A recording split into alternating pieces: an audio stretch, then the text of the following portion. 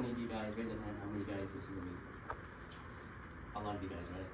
So since so many of you guys listen to music, it's important to know the background and the rise to fame and drama of your music artists.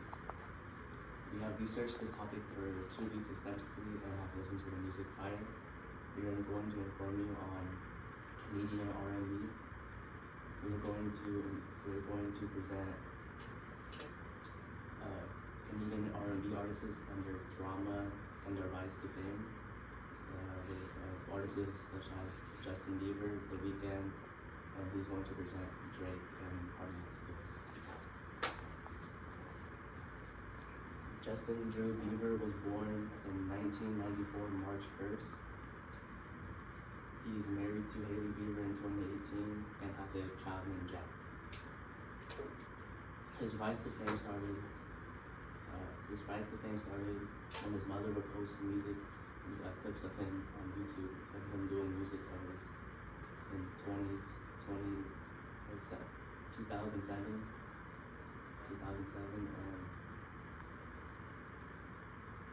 and eventually he was getting traction from all this, and eventually he got picked up by a music label by Usher, and eventually that led to his rise of fame, and this made him eventually make hit songs like Baby, What Do You Mean, I'm Sorry, and this is according to Caruso and Picati to 2025. And the drama, my next point is the drama regarding Justin Bieber. Justin Bieber, according to Eason in 2025, Justin Bieber had a lot of controversies ranging from run-ins of the paparazzi, such as that clip right there where he said, "It's not talking to you." And he also has like when he got this is the mugshot of him. He got arrested for vandalism and resisting arrest in a DUI, which eventually led to him taking anger management courses. And then he also had drama regarding a person named Maria Ichin, where she filed a paternity case against him that he was a father when he was only 17 years old. And lastly, he had a controversy with drugs, where he was seen with marijuana and pills when he was 13 years old. And according to Eason in an interview, he said drugs when he was 19, drugs severely impacted his relationships, and that he wanted to become a better father and husband. And now, more recently, he stepped away from the music industry and has now been focusing more on his family. Now that I've talked more about Justin Bieber, I'm going to talk about The Weeknd. The Weeknd was born on 1990, February 16th.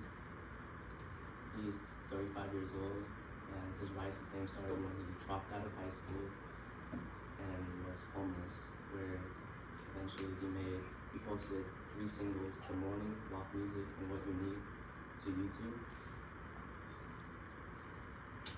And then he got noticed by Drake, which he reposted his work and gave him better access to resources like studios and such, leading to his rise of fame. And eventually he also helped, the label also helped on Drake's album Take Care. And my second point is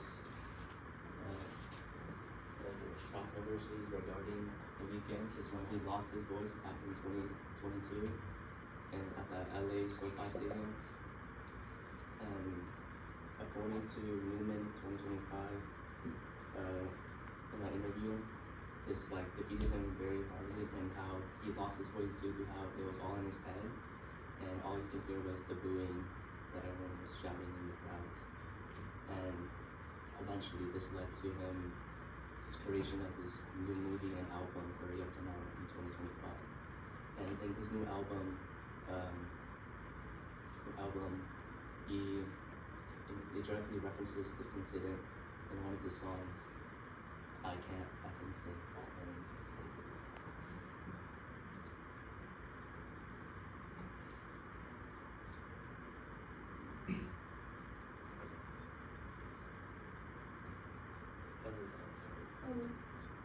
Under the keyboard, under it, push it in.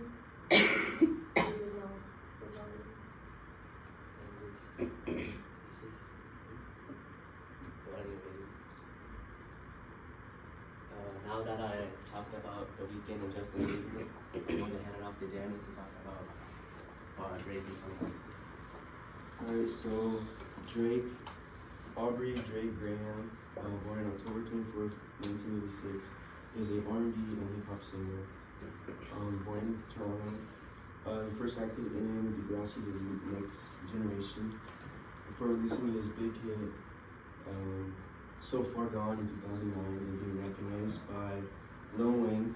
Lil Wayne signed him to Young Money, where he released big hits like In My Feelings, Hotline Bling, God's Plan, in which he created his own song label, OVO, where he signed P&D, Party Next Door, Majid Jordan, Roy Woods, and DVSN.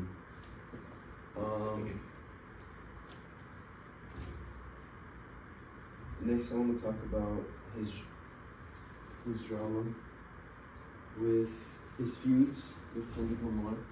His feud started in 2003 when Drake and J. Cole made a song named First Person Shoot 'Em Up, where J. Cole and Drake criticized Kendrick, saying that they're part of the big three of the modern hip hop. And Kendrick took that as disrespect, and so he dropped the song with Future and Metro Boomin, where he said, "F that, I'm the only one, I'm not part of that big three." So Drake responded with push-ups, who criticized Kendrick's height, and other artists like The Weeknd, Rick Ross, Metro Boomin, and then Kendrick continued the feud with responding with Euphoria and 616 in LA, where he criticized Drake again, and then Drake escalated the feud, where he started getting more personal and started criticizing Kendrick's family in Family Matters and Heartbreak, Part 6. Kendrick ended the beef with Not Like Us and with the Three Hams, where he started getting into criticizing Drake for pedophilia, parenthood, and personal issues. Now that I talked about Drake, I want to talk about Party Next Door. Party Next Door is a Canadian and songwriter. He was first recognized by Drake and he signed for OVO in 2013. He is recognized for writing songs for Post Malone, Rihanna, and many other artists. He got 16 RIAA certifications. He received diamond for work, platinum, multi-platinum for Break from Toronto, and Come See Me featuring Drake. And according to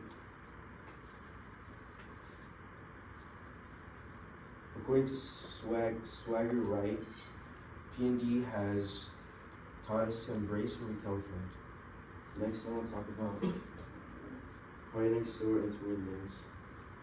So, Tory Lanez posted on his Instagram saying how Drake and Party Next Door influenced him to make more music, and once he gets out of jail, he's gonna start making music like them. And Party Next Door took that as a disrespect and released a diss track in his Instagram Live, and later deleted the Instagram Live and published online saying, "I was told about you," said, without hearing the video for myself. He didn't say anything that I wouldn't take to myself. Now that I've seen it, the CD is stronger together. Now that I've talked about 4 Canadian R&B artists and their dramas, it's always good to remember their backgrounds and their drama. Thank you.